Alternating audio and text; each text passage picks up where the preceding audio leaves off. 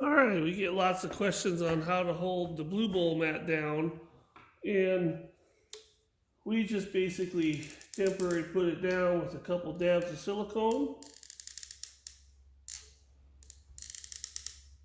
Don't have to use much, just a couple little dabs. It'll peel off the mat, and it'll peel off of the Blue Bowl after you put it in there. But basically, take this guy, just set her in there,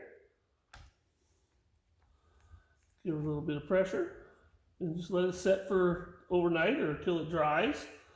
And now you're ready to run it, and it won't float to the top. So that's basically the standard operating procedure. Can't get much simpler than that. And I hope you guys enjoy it. All right.